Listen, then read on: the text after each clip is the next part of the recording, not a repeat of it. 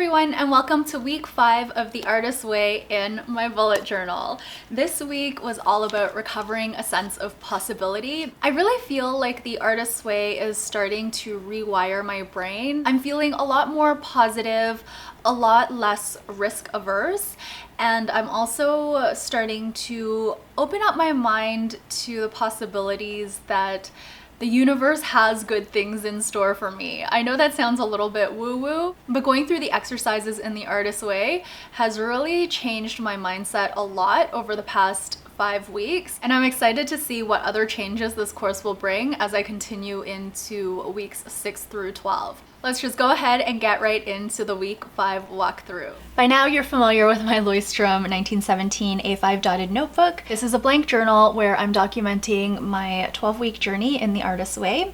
Week 5 was all about recovering a sense of possibility. I've colored in the cloud with this beautiful sky blue, and that signifies that I absolutely loved the exercises this week. Here is what my mood tracker looks like. It is getting filled out very nicely on this page here. Here you can see my progress with my morning pages, and in week 5 I had my artist date on the Thursday. For week 5 I decided to go with a Canada theme because Canada Day fell in the week of week 5. I didn't really plan out the theme for the week, so I kind of just went with whatever fit in with the page. So here we've got a random moose that I drew with the shape of most of Canada. I didn't have enough room for the East Coast. I pulled a quote here from the margins of The Artist's Way chapter 5, and I just have a maple leaf on top here. We have the key concepts for the week, and there were more key concepts, but I only added 2 to this page. One of the concepts I mapped out is limits, and these are basically self-limiting beliefs that we have, not only in terms of our own capabilities, but in terms of what the universe has in store for us, or the generosity from the universe. We tend to limit ourselves in that way. We don't allow the universe to give us all of its gifts. We're not open to receiving those gifts. So very interesting concept, and one that I really mulled over in my mind. Finding the river is basically an analogy for going with the flow, letting the universe guide you. The more you do morning pages, the more you realize that all of your thoughts, your emotions, your feelings, your insights, they're all transitory. So maybe you're really excited about something one day, and then the next day you're not so excited about that. You've moved on to something else, or maybe something made you angry one day, but then you write your morning pages, and the next day your morning pages are focused on something else. Essentially, everything in life is transitory, and by realizing that, we start to go with the flow a little bit more, and we start to allow a current of change to happen in our own lives where perhaps we're drawn to different things, different people, different outlooks on life. The other thing is, as we write our morning pages, we often tend to look to problem solve, tend to start to trust ourselves a little bit more, to be more willing to follow our internal compass.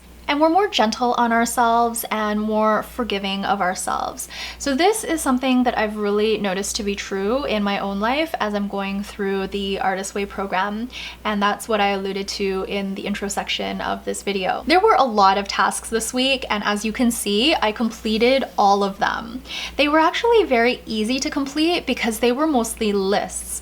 So a lot of finishing the sentences and a lot of just coming up with 5 things about this or 10 things about this. This is another key concept, and that is the virtue trap. We'll deprive ourselves of things that we want, or maybe time to ourselves, thinking that that's a virtue. So we almost create martyrs out of ourselves. This concept talks about that virtue trap being very detrimental to our inner artist, and we become almost self-destructive. Now we're getting into some of the exercises. This is an exercise that was embedded in the chapter called Degree of Drift. We were basically asked to list 5 things I would try if it weren't too crazy, and 5 things I would do if it weren't too selfish. So I listed a few things here, and I should mention that with these lists, I did find it pretty hard to come up with these things. I ended up writing stuff down, but I'm quite content right now with the way my life is, so it was hard to think of things that I would do if I gave myself the opportunity, because I feel like I have given myself the opportunity to do a lot of the things that I wanted. The Virtue Trap quiz has a bunch of different questions, and they're basically things that you would complete the sentence, so like mini writing prompts. So one of the things is, the biggest lack in my life is ... the greatest joy in my life is ... and there are 10 of these. At the end it asks you, does your life serve you or others? And I would have to say that right now my life does serve me, and that I think is a good thing. The more I serve myself, the more I can be an authentic person and be true to those around me as well. Forbidden joys are 10 things that I love and would love to do, but am not allowed to do. I really struggled with this one because as I mentioned, I'm very content right now, and this part about being not allowed to do really threw me for a loop. So I did write down 10 things, but this was very difficult for me. Overall, I am happy with what I came up with. Wish list is basically a repeated writing prompt. So you start with I wish ... and you do that 18 times. On the 19th time you finish the sentence, I most especially wish ... So I went ahead and did that. These are 2 lists of 10. So this first one here is 10 ways I am mean to myself, and also 10 items I would like to own. I had a lot of trouble with this. Oh, and I should mention, I really loved the way these pages turned out with the skyline. So here you can see the Toronto skyline, and this one here is the Calgary skyline. More lists on this page here. These are lists of 5. So 5 desires. If I either had faith or money, I would try ... these 5 things. I have adventures at age 20 and postponed pleasures at age 65. And this assumes an abundant age 20 and an abundant age 65 where money isn't an issue, and I guess time as well. This week we were also asked to gather images in some sort of way, either taking photos of the things or purchasing the thing or cutting out photos from magazines and such. I decided to gather images on Pinterest, and I kind of did that at the end as an afterthought. When I was going through the tasks again, I noticed that I hadn't collected any images at all. So I went ahead and I started pinning a whole bunch of different images, and that was actually a lot of fun. And when you look through the Pinterest board that I made, you can see there are definitely things that stand out in terms of the color scheme or repeated images, not necessarily the same image, but the same type of image over and over again. So I thought that was really interesting. On this page here, we have 5 beavers, and these are 5 more imaginary lives. And it's funny because these are 5 lives that probably should have appeared sooner. So this is the 3rd time I've done the exercise. I have YouTuber, philosopher, author, poet, and scrapbooker. And definitely YouTuber I thought would come up earlier in the list, but for whatever reason it didn't. I really love the way this page turned out. I think it is so cute. We have the last page of exercises. This here is the Vancouver skyline. I've got a quote up here in kind of like an abstract Canadian flag type motif. At first this quote was just floating up here with nothing around it, and I really didn't like the way it looked. I almost covered it up with something else, but then I decided to do these like red boxes to sort of mimic the Canadian flag. I initially drew a maple leaf in here as well, but I didn't like the way it looked, so I didn't bother coloring it in. I just erased it. But now I really like this quote enclosed in this section here. And again, this is one of the quotes in the margin of The Artist's Way in week 5. I've got another quote here, and then I've got this exercise, which is the 5 grievances exercise. We were asked to complete the sentence, the reason I can't really believe in a supportive universe is ... and then we list our 5 grievances. This exercise was super interesting to me.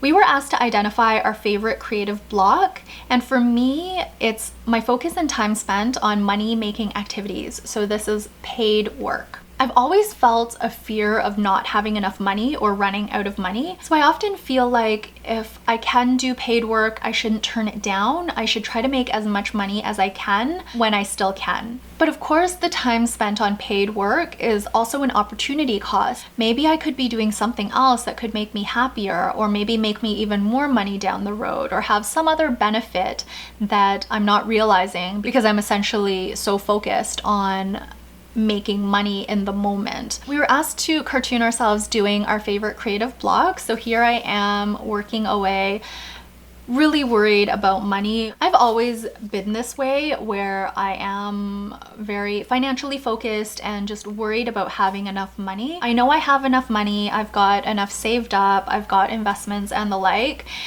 but I've still always been really risk averse. And this week is the first time in a very long time that I've felt like I have enough money to sustain me, enough money going forward, and I've learned that I can let go just a little bit and not be so focused on running out of money. In my morning pages, I wrote about my payoff for staying blocked, and mainly that is I don't have to take on any risk. If I'm always making money, if I'm always kind of like pursuing active income, then I don't have to take any business risk, creative risk. It's really a quote unquote safe place to be if I'm always focused on active income. I don't have to take that pause and forego the active income, which is another thing I have a really hard time with.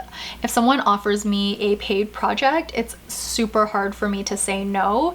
In the past year and a half, 2 years since I've left work, I have said no to probably a handful of projects, a handful of opportunities. Each time it was hard for me, but the more I turned down work that wasn't in line with what I wanted to be doing, the easier it became, and the more clear it was what I wanted to do. So getting around my favorite creative block is definitely a muscle that can be made stronger the more I do it. That's pretty much it for the week of exercises. The week 5 check-in was very plentiful. This was a great week for me. I had a lot of realizations this week.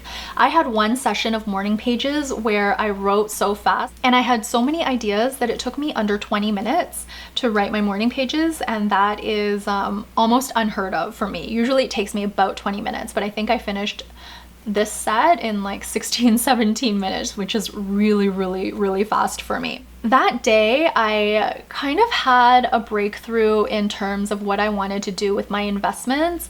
I do want to grow my passive income. For my artist date in week 5, I really went kind of against the grain, I would say, because for my artist date, what I did was I actually researched my investments and I rebalanced my portfolio, which doesn't seem like a very artistic thing to do, but there is a lot of creativity around that. Of course, I still might tweak it down the road, but I feel like I've set myself up to be in a position to grow my passive income going forward, and that is one of my main goals. That part of my artist date only took about half the time. So the rest of the time I read a couple of magazines and I sat on my balcony and just enjoyed the day. I reflected a bit on synchronicity and issues significant for recovery. I think I've already talked about most of these things here, but the one thing that I also explored in my morning pages, it was one of the Artist Way exercises for the week,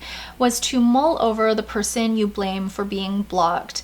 And 100% the person I blame is myself. I am my own worst enemy. I am the root cause of all my blockages, and it doesn't feel right to me to cast blame outward whatsoever. So that was definitely one of the key realizations this week that's going to help me in my creative recovery. That is going to be it for week 5 of the Artist Way in my bullet journal. Thank you all so much for watching this video. As with all of my videos in this series, I'd love to hear from you if you've either done the Artist Way program, or if you're an avid bullet journaler, or if you're just getting started in one of these things, either the Artist Way or bullet journaling. I'd love to hear from you as well. Thank you again for watching this video, and I will be back next week for week 6 of the Artist Way in my bullet journal. Until then, please take care, and bye for now.